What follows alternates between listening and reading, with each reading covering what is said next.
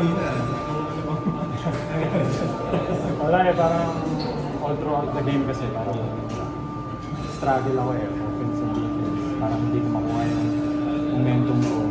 So, parang kaya rin siguro na-shoot ko kasi credit din sa mga teammates and coaches. So, syempre, while nag-struggle ako, sinasabi ko, okay lang yan, nila ako eh. So, malaking tulong din yung mga teammates na nag-stay together. Sabi nga ni Coach Long na hanggang dulo, solid kami. So, kaya yun. Baka dahil din talaga sa yun din bang turnover kasi di ba paano nung nakasipasa eh. Anong nararamdaman mo na nung time na yun? wala na eh, parang gusto ko na umiyak eh sabi. Kasi crucial eh, natapat pa ako sa crucial. Tapos parang may chance, malaki yung chance namin na manalo. Tapos parang baka dahil dun sa turnover na yun, mawala pa eh. Tapos before that, yung third quarter parang sa mga defensive foul ako. So parang nawawalan na ako ng tiwala sa sarili ko. So, yun lang.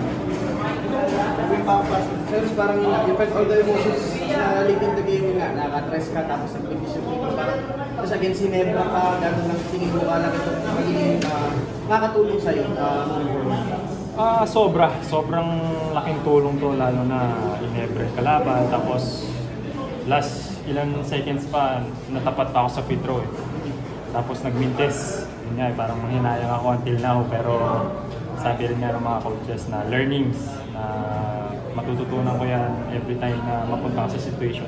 Kaya sobrang talaga na makakatulong yun for sure sa akin pag napunta ako sa sitwasyon ulit na gano'n.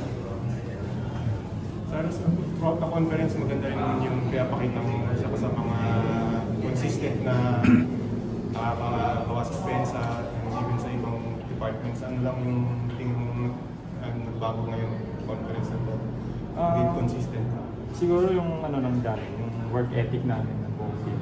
Kasi usually talaga dati, darating na kami practice na.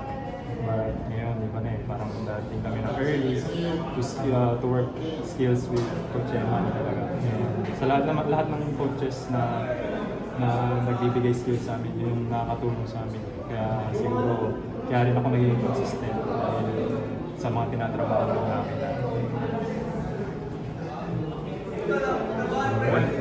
Thank you sa'yo.